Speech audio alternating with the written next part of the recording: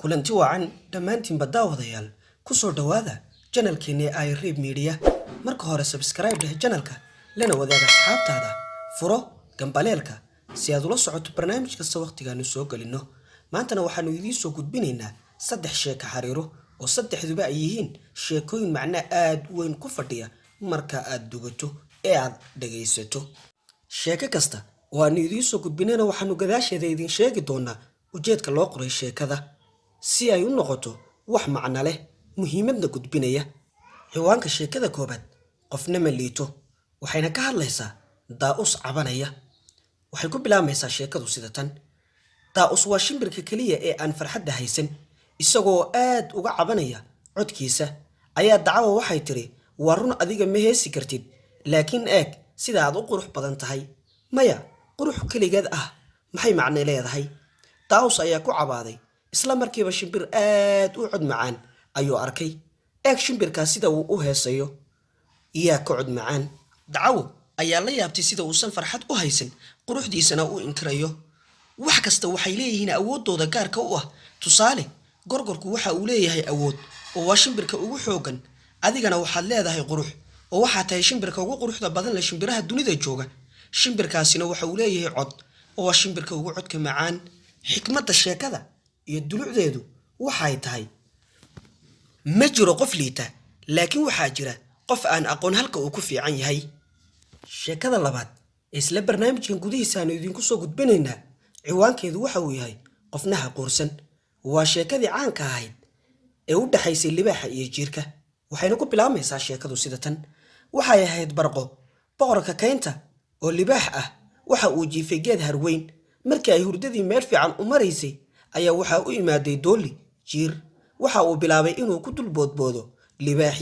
libaaxii ayaa si dhaqso leh ku qabtay dooligii ayaa ku cabaaday mudane iska kay cafi mar dambe ma kugu ciyaari doono mana iloobi doono abaalka aad ii gashay maalin ayuun baan kuu gudi doonaa libaaxii ayaa ku qoslay war maadiga ayaabaa la ii gudi doonaa isaga oo quursanaya ayuu sii daayay maalin maalmaha ka mid ah ayaa ugaarsato waxay shabaqa ku riteen libaaxii geed weynna way ku xireen isla markiiba waxaa meel fog ka arkay dooligii xaggii libaaxii ayuu u soo orday wuxuuna bilaabay inuu xarkihii shabaqa jarjaro ugu dambayntiina wuu ku guulaystay libaaxii ayaa u riyaaqay wuuna u mahad celiyey murtida sheekada weligaa qofna ha quursan sababtoo ah ma ogid awoodda u qarsoon sheekada saddexaad eenu isla maanta idiin soo gudbinayno waxa uu ciwaankeedu yahay dadka oo dhan ma qancin kartid waxayna ka hadlaysaa oo ay ka sheekaynaysaa wiil iyo aabihiis iyo dameer ay wateen waxayna ku bilaabaysaa sheekadu sida tan maalin maalmaha ka mid ah ayaa waxaa suuqa soo aaday wiil iyo aabihiis iyo dameer ay rabeen inay suuqa u iibgeeyaan iyagoo lugaynaya ayaa waxaa ka hor yimiday laba qof maxaad u lugaynaysaan idinka oo dameer wata maad raacdiin sidaas ayay ku dhaheen duqii ayaa wiilkiisa ku yidhi bal adigu fariiso oo dameerka wad aabbo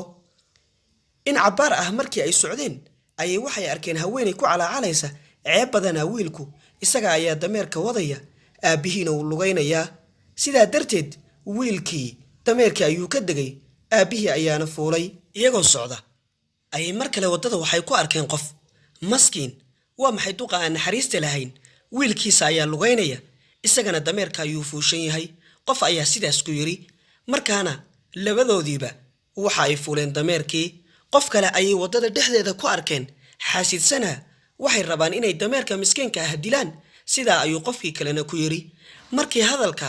ay maqleen ayay labadoodiiba dameerkii ka degeen waxayna go'aansadeen inay xambaaraan suuqii markii ay soo galeen ayaa dadkii oo idil la yaabeen kuna maadaysteen